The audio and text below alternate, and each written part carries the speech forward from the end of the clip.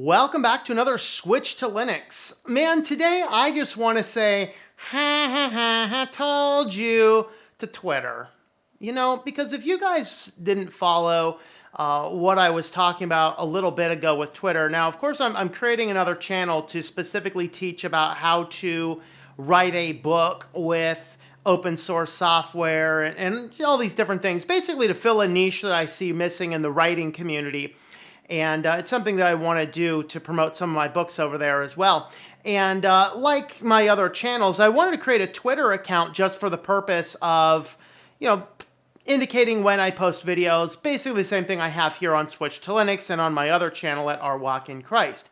So I created the account, verify the email address, because when you go on to Twitter to create an account, you can, of course, they want your phone number, but then they're like, use email instead. So you'll use an email, you verify the account, and then every time you do that these days, you'll get in there and create the account, but the very next time you try to log in, they're like, we detect spammy behavior, verify your phone number.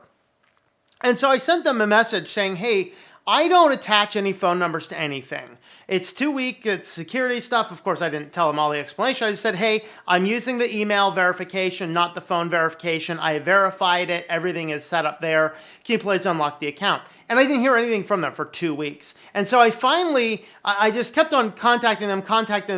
I finally actually took down the old account that was locked for spammy, abusive behavior by actually filing a dispute against my LLC's copyright because that was what I did. And so I'm like, here's my incorporation documentation. This is a fraud account. Take it down. They finally took it down. So that's the thing. But what I wanted to say is I wanted to laugh in Twitter's face because, of course, Twitter got hacked and there was a little bit of misinformation coming out. But here's what finally originally happened. What we found out actually happened is Jack Dorsey's account was hacked because of a SIM swap on his phone. So if you don't know what a SIM swap is, where'd my phone go? I don't know. There's my phone. It's under my microphone case. So a SIM swap is when a person utilizes a social engineering hack against your carrier and says, hey, this is me, whatever else. Maybe you do it nice guy, like this is me, because you verify all of the information. Like, I don't remember what my PIN is, man, but here's this, and here's my ID, and here's this, and here's this, and all the stuff that, courtesy of Equihacks, is now out there in the world. And so they're able to then access your phone. They basically say, you got to take this, swap the phone number over to this phone number, and now every single account that you have two-factored with your phone, you can access. All right, and it's super easy. So attaching things to your phone is something you never do. And this is why I always tell you not to do it. And Twitter is so hardcore right now about trying to capture everybody's phone number. They want everybody verified with a phone number. What's that gotten them? Well, their CEO had a SIM hack. So maybe Twitter will back off on those phone numbers and allow us to actually verify with real authentication methods. So for anything, guys, don't ever attach a phone number to anything. It becomes too easy. And by the way, some people are saying, oh, well, you just attach a PIN number to it and that'll solve the problem. No, it doesn't. Comcast was found not needing the PIN. Of course, they subcontracted theirs out. I forget through who theirs was through. Dorsey's was through AT&T. That's the one that there was the recent high-profile hack because guys got in there and just simply paid low-level AT&T employees lots of money to access their system.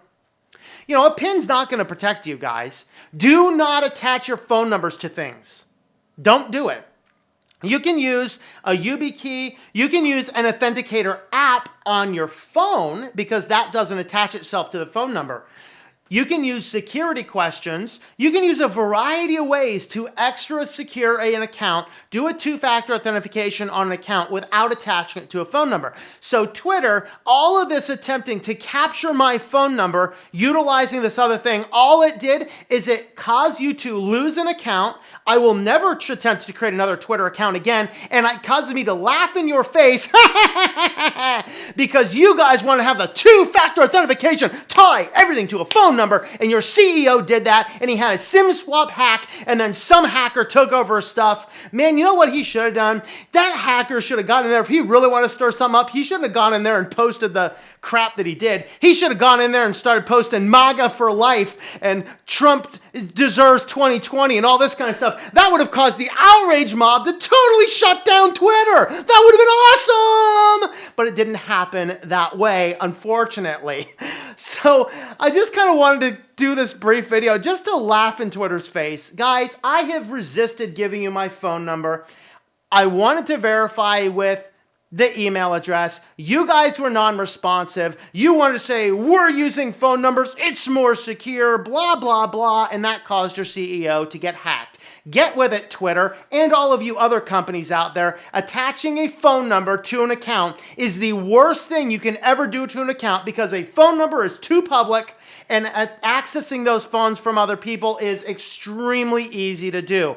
Whether it's through hacking or whether it's through social engineering or whether it's paying off the low-level guys that don't care and they're going to do whatever they can to get you out of their face anyway. Don't attach your phone numbers to things, people. Don't do it. Don't do it. I personally will keep all of my phone numbers completely detached from all of my accounts. Somebody will never be able to SIM swap me and access anything of mine because I have been very careful to never attach a phone number to an account. If Twitter CEO Jack Dorsey had that happen to him, if he never attached his phone number to the account, he wouldn't have been hacked. He wouldn't have had this situation. And this is why I'm so hardcore about it. This is why our privacy is so important. This is why we have to be intelligent with what we're doing. So anytime you're securing an account, yes, two-factor is fine as long as it's not tied to a text message.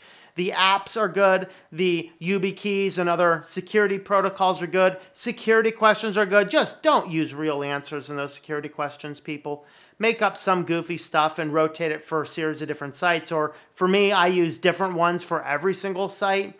So, if somebody can access one thing, you never use your mother's maiden name because thanks, Facebook, I can tell you anybody's maiden name at this point, So never use real information. Of course, if you wanted to see a fascinating example of why you don't use real information, look at the small bit. I bet most of you guys who've seen the movie Now You See Me has never identified the social engineering hack that was taken in that. It's something that they didn't draw a lot of attention to, but when you see what a social engineering hack is, you will understand it. So you remember they're in the guy's plane. I forget the wealthy guy's plane, plays the butler in the Batman movies, but they're flying on down in his plane. They're flying to the next place.